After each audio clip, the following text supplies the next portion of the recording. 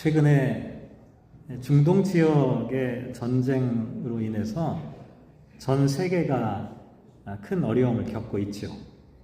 가스값이 막 올라가잖아요. 물론 얼마 전에는 종전 협상을 체결했다는 반가운 소식도 들려오긴 했지만 이게 언제 어떻게 될지 참 모르겠어요.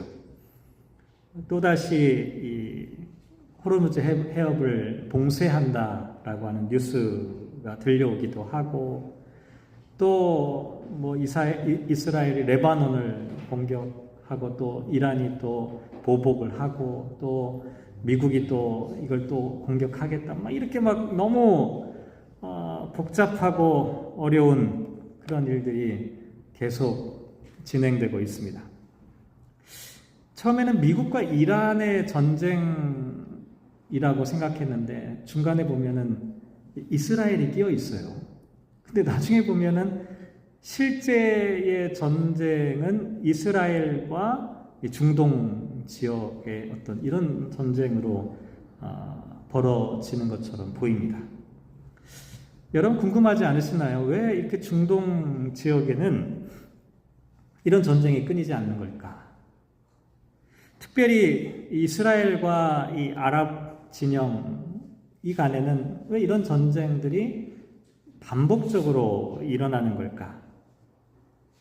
어떤 기독교인들 가운데는 또 이렇게 생각하시는 분들도 있어요.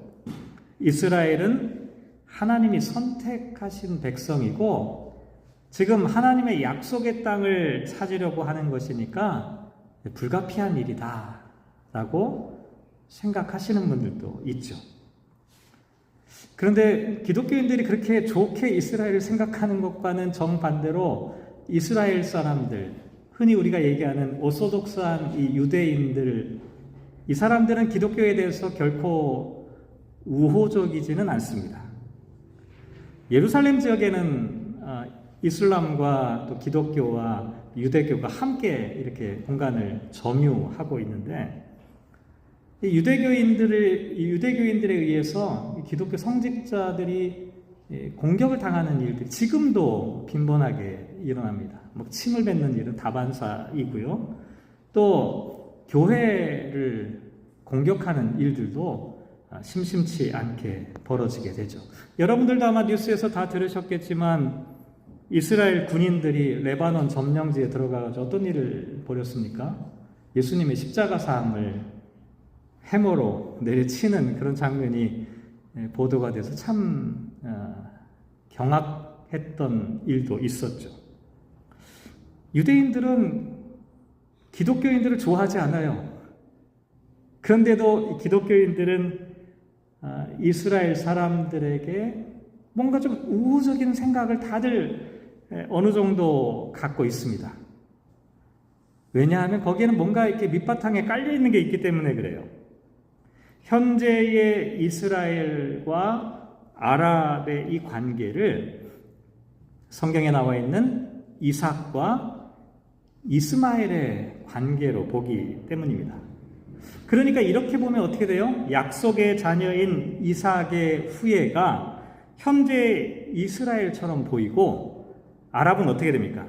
쫓겨난 이스마엘의 후예라고 생각되죠. 그러니까 하나님께서 선택하신 그 자녀 이스라엘을 우리가 지지해야 되는 게 아니냐라고 주장하게 되는 거죠. 그런데 문제가 있어요. 오늘 성경 말씀이 이런 생각에 대한 걸림돌이 됩니다. 창세기 16장과 21장이 그거예요.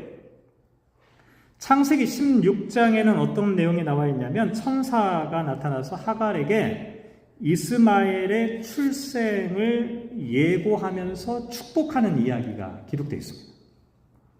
또 우리가 오늘 함께 읽은 창세기 21장에는 아브라함과 사라가 하갈과 이스마엘을 추방했잖아요. 그런데 하나님께서 하갈과 이스마엘을 구원하시고 축복하시는 이야기가 나옵니다.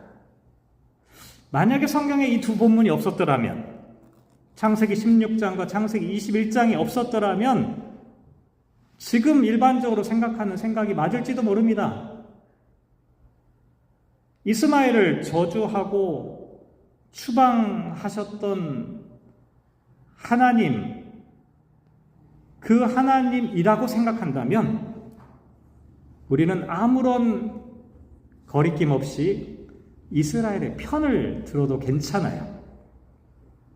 하지만 이상하게도 오늘 이 본문이 우리의 발목을 잡습니다.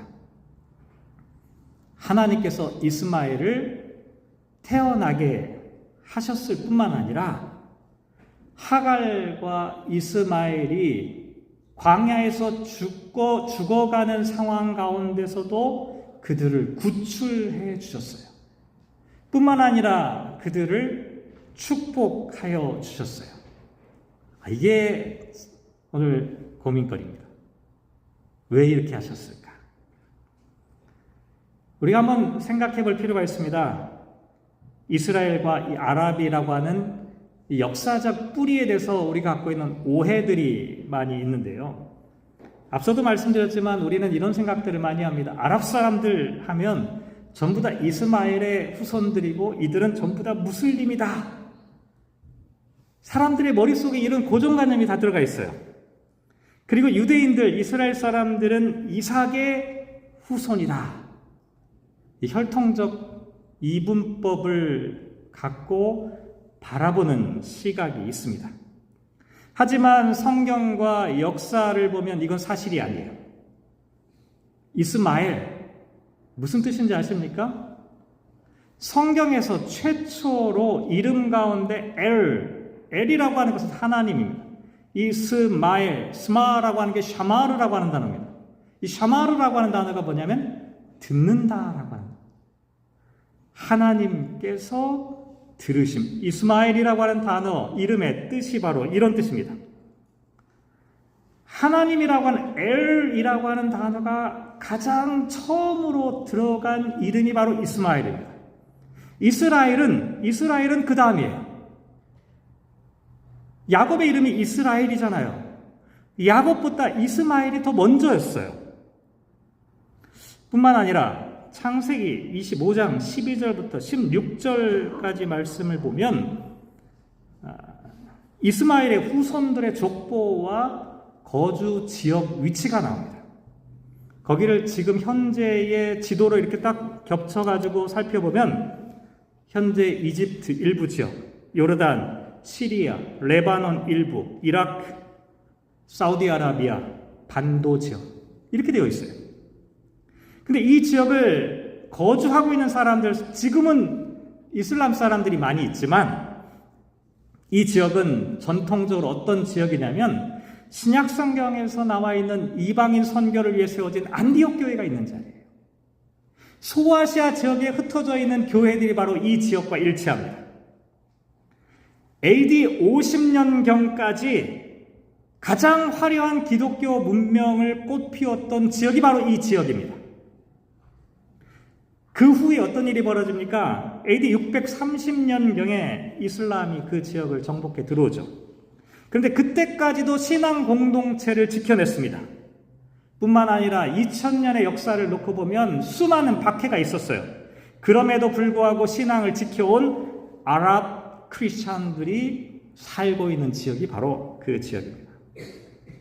그러니까 이스마엘의 후손이라고 해서 무조건 무슬림의 뿌리라고 단정 짓는 것은 대단히 역사적이고 비성경적인 이해 방식이라는 거예요. 똑같은 방식으로 이삭의 후손들이라고 자동적으로 이스라엘이 되는 것은 아닙니다.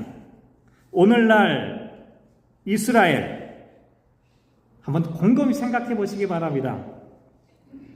지금의 이스라엘과 과거 성경에서 말하고 있는 이스라엘은 같지가 않아요. 한번 생각해 보세요. 에돔 족속은 이삭의 아들 에서의 후손입니다. 그런데 이들 중에는 이스라엘을 가장 힘들게 했던 아말렉 족속이 거기 포함되어 있어요. 그리고 무엇보다도 결정적으로는요, 출애굽기 12장 37절과 38절 보면 이스라엘 백성들이 출애굽할 때, 엑소더스를 할 때 그때 나온 사람들을 뭐라고 표현하고 있냐면 수많은 잡종, many other people 이렇게 되어 있어요. 다시 말씀드리면 출애굽이라고 하는 이 역사적인 사건은 이스라엘이라고 하는 혈연 공동체의 출애굽이 아닙니다. 이스라엘의 출애굽이라고 우리가 흔히 이야기는 하지만 이 본질은 혈연적 공동체가 아니라 신앙적 공동체의 출발을 나타낸다는 것이죠. 그래서 이삭의 후손이라고 혈통주의적인 이스라엘로 동일시하는 것은 이것도 대단히 비성경적이고 특별히 하나님에 대한 심각한 오해입니다. 왜 그런지 아십니까? 하나님이 언제 혈통 때문에 구원하셨습니까? 아닙니다. 하나님은 혈통 때문에 구원하시는 분이 아닙니다. 조상이 아브라함이기 때문에 구원하는 것이 아닙니다. 이스라엘이건 이스마엘이건 족보가 중요하지 않습니다. 우리의 구원은 하나님의 은혜로 선물로 주어지는 것입니다.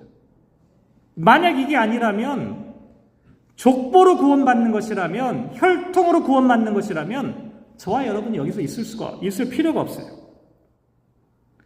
그래서 오늘 본문에 있는 말씀을 우리가 좀 잘 살펴봐야 되는데 오늘 본문에 있는 말씀은 하나님께서 무슬림의 조상인 이스마엘을 구원하고 축복하셨다는 기독교인들이 도저히 받아들이기 어려운 알 수 없는 그런 이상한 이야기가 아니라 오늘 이 말씀 가운데는 하나님이 어떤 분인지를 보여주고 있는 말씀입니다.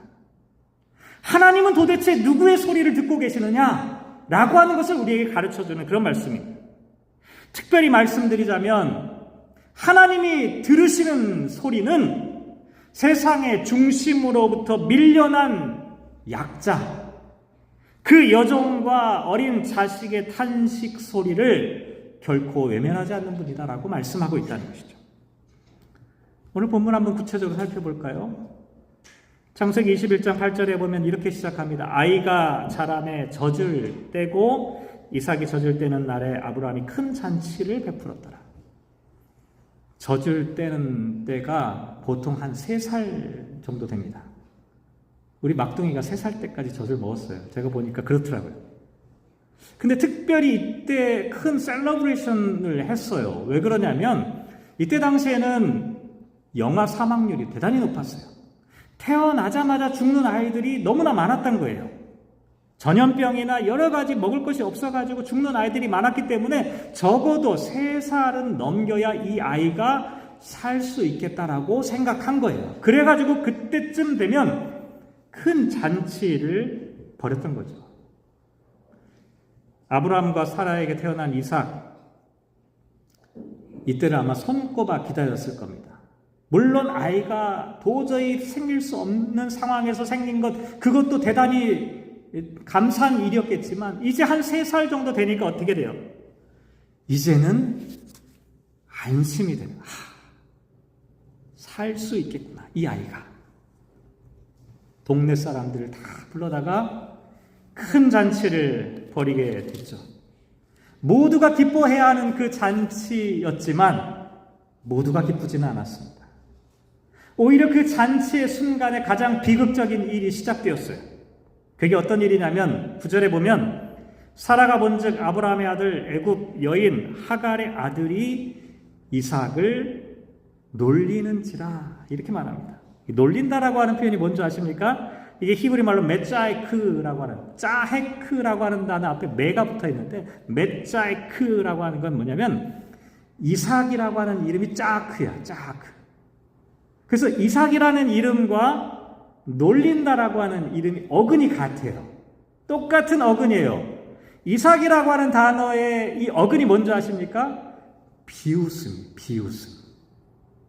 하나님이 자식을 주시겠다고 약속하셨을 때 못 받아들였잖아요. 아브라함과 사라가 비웃었잖아요. 그래서 아들의 이름을 이삭이라고 지은 거예요. 근데 그 이름의 뜻과 똑같은 단어가 놀리는지라. 아마도 이스마엘은 아마 그거 알았을 거예요. 이삭의 이름이 비웃음이 되니까 아마 이 아이를 두고 아마 장난스럽게 이야기를 했을 겁니다. 그런데 엄마가 봤어요. 이삭의 어머니 사라가 이 모습을 본 거예요. 예사롭지 않게 보인 겁니다. 자칫 잘못하면 내 아들의 장래를 가로막을 존재가 이스마엘이 될 수도 있겠다라고 생각하기 시작합니다. 결국 사라는 아브라함에게 이 이야기를 하죠. 쫓아내야 합니다. 결국 어떻게 합니까? 14절에 보면 아브라함이 아침에 일찍 일어나 떡과 물 한 가죽 부대를 가져다가 하갈의 어깨에 메어주고 그 아이를 데리고 가게 하니 하갈이 나가서 브엘세바 광야에서 방황하더니라고 말합니다. 양심이 있죠. 그냥 쫓아보낼 수 없으니까 떡과 물 한 가죽 부대만을 주고 하갈과 이스마엘을 집에서 쫓아냈어요.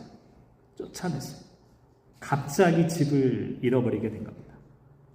이것 갖고 어떻게 해요? 고향이 어디냐면 이집트 땅이에요. 고향까지 가려면 이것 갖고는 도저히 갈 수가 없어요. 그래도 집에서 쫓겨났으니까 어떻게 됩니까? 그냥 나가야 되는, 정처 없이 어디로 갈지 모르니까 광야를 가기 시작한 거예요.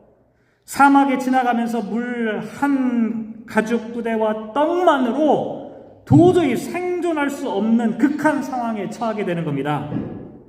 점점 죽음이 다가오고 있다는 사실을 깨닫게 된 하갈이 자식이 보는 앞에서는 울 수가 없었어요. 화살 한바탕 조금 떨어진 거리에서 자식이 있는 그 장면을 바라보면서 마음속에 맺혔던 그 통곡이, 눈물이, 원망이, 슬픔이 막 터져 나오기 시작하는 겁니다. 이때 하갈의 마음이 어땠을까요? 이스마엘의 나이가 이때 몇 살 정도 되는지 아십니까? 한 17살 정도 돼요. 17살. 그 젊은 아이가 이 광야에서 이렇게 죽게 되는구나. 자기가 죽는 거는 괜찮아요. 근데 이 아이가, 너무나 소중한 이 아들이 이렇게 비참하게 죽어가는 것을 차마 바라볼 수가 없어요. 마음속에 원통함이 막, 억울함이, 피눈물이 막 나는 겁니다. 아들 입장에서 한번 이스마엘 한번 생각해 보세요. 17살이면 적지 않아요. 그래도 어느 정도 컸잖아요. 사리 분별도 해요. 근데 한번 곰곰이 돌이켜 보시기 바랍니다. 뭐 때문에 지금 이런 일이 벌어졌어요? 겨우 이삭을 놀린 것 때문에. 아니 뭐 대단한 잘못을 한 것도 아니에요. 엄청난 범죄를 저질러서 쫓겨난 것도 아니에요. 겨우 이삭의 이름 갖고 장난치다가 지금 이런 일이 벌어진 겁니다. 아버지로부터 버림받았어요. 오늘 Father's Day인데 오늘 본문이 이래서 참 안타까운데 아버지로부터 버림을 당한 거예요. 약속의 자녀가 아니라는 이유로, 서자라는 이유로, 주인의 눈밖에 났다는 이유로 버림받은 하갈과 이스마엘은 마음속에 아버지에 대한 원망, 그리고 아버지인 아브라함이 믿고 있는 그 하나님에 대한 원망으로 가슴이 가득 찼을 겁니다. 근데 여러분, 이런 상황에서 한번 생각해 보세요. 하나님이, 나는 아브라함의 하나님이고 약속의 자식을 자녀들에게 축복하는 하나님, 이삭이 나의 약속의 자녀이니까 나는 이 이삭의 가족만 챙기고 너희들이 이렇게 비극적으로 죽어가든 말든 나는 상관하지 않겠다. 이렇게 외면하셨다면 어떻게 될까요? 만약 하나님께서 이렇게 냉혹한 분이라면 허물 많고 혈통적인 자격을 전혀 갖추지 못한 저와 여러분 같은 사람에게는 어떠한 소망이 있을까요? 하지만 하나님은 결단코 그런 분이 아니었습니다.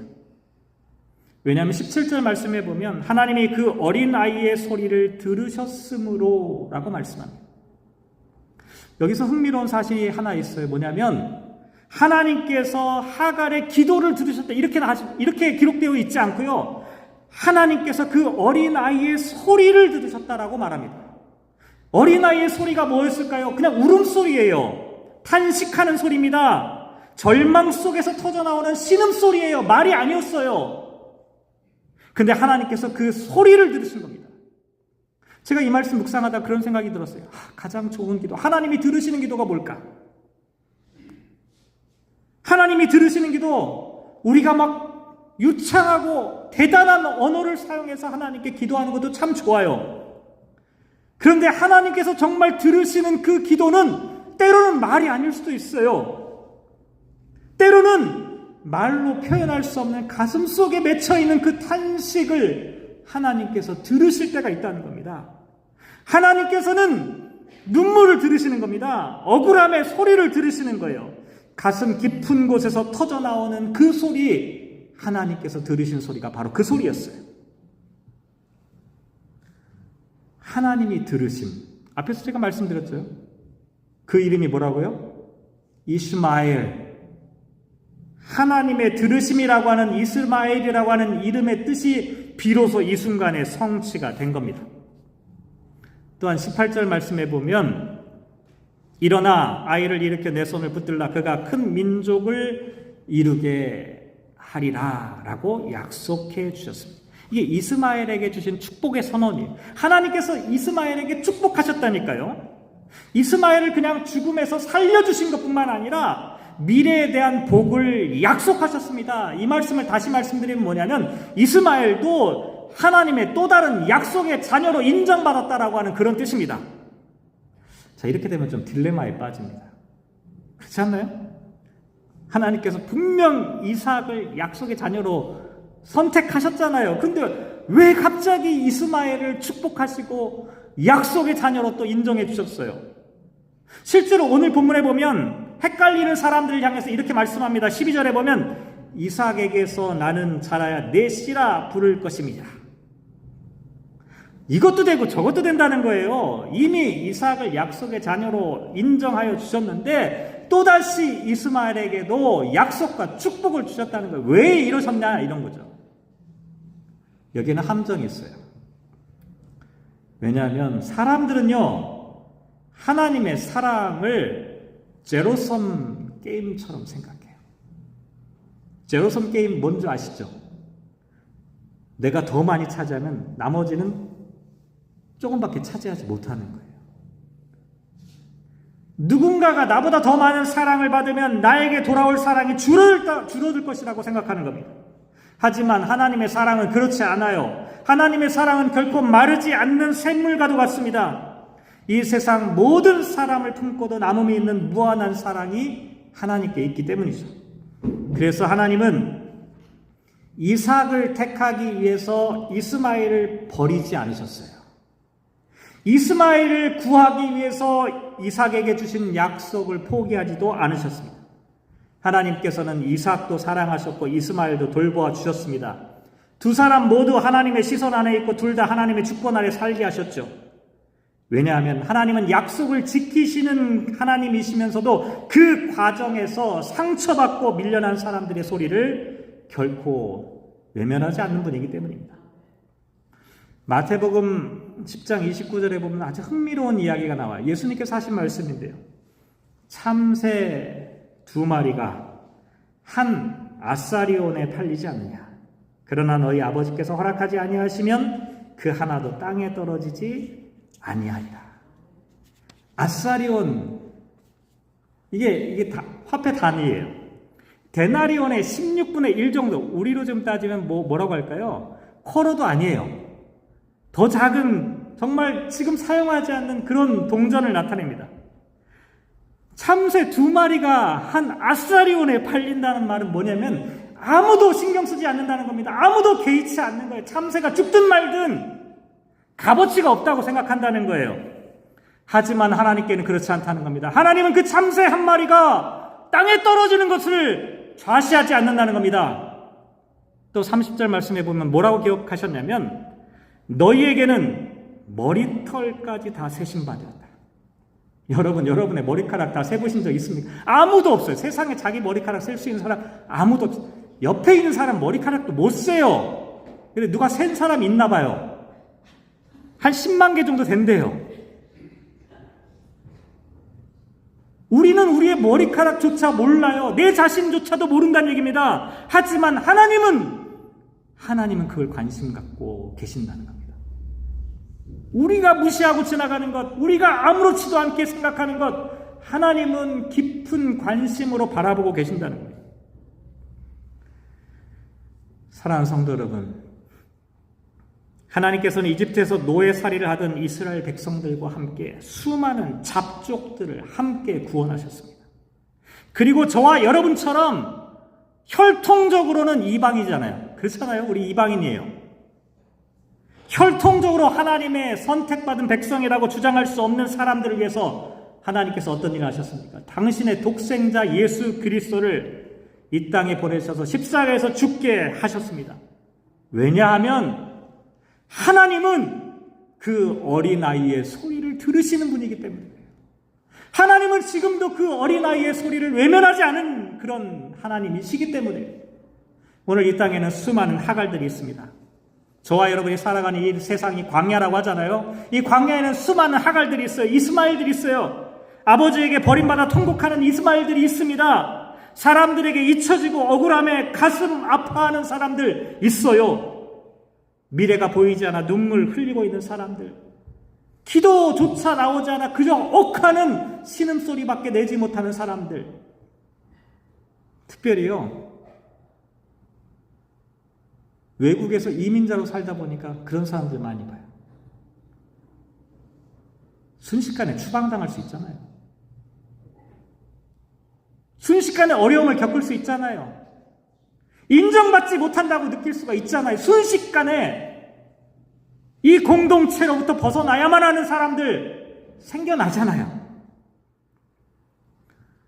그런데 하나님께서는 분명히 말씀하십니다. 그 어린아이의 소리를 들으신다. 사람들은 외면해도 하나님은 결단코 외면하지 않으십니다. 세상은 잊어버릴지라도 하나님은 잊지 않으십니다. 우리가 말을 잃어버린 그 순간에도 하나님은 우리의 탄식을 들으십니다. 사랑하는 성도 여러분, 하갈과 이스마엘을 광야에서 만나주셨던 하나님 아버지, 그분을 우리 기억합시다. 혹시라도 이 가운데 광야 가운데 살아가고 계시는 분 계십니까? 광야 가운데 계시더라도 참새 한 마리조차도 관심하고 주목하고 계신 하나님께서 여러분의 삶을 주목하지 않고 계시겠습니까? 세상 사람들이 인정하고 받아들이지 못한다 하더라도 내가 내 자신조차 잘 알지 못하는, 내 머리카락조차도 세지 못하는 상황에서 하나님은 저와 여러분의 그 내밀한 것들을 관심하고 바라보고 계신다는 사실을 결단코 잊지 마시기 바랍니다. 우리를 생명의 길로 인도하시는 그 아버지의 사랑, 다시 한번 기억하는 저와 여러분 되시기를 주님의 이름으로 축복합니다. 기도하겠습니다. 하나님 아버지, 오늘 우리는 광야에서 울었던 하갈과 이스마엘의 이야기를 들었습니다. 아무도 들어주지 않을 것 같은 그 울음소리를 우리 주님은 들으셨고 그 자리에 찾아오셨습니다. 우리도 때로 광야 같은 삶의 자리에서 울어야 할 때가 있습니다. 하지만 주님은 우리의 소리를 들으시는 분이심을 믿습니다. 이 믿음으로 다시 일어서게 하옵소서. 또한 우리 주변에서 이렇게 소리 없이 울고 있는 이웃이 있다면 그 소리도 듣게 하여 주십시오. 우리 모두가 이들의 소리에 귀 기울이는 주님의 백성들이 되게 하옵소서. 예수님의 이름으로 기도드립니다. 아멘.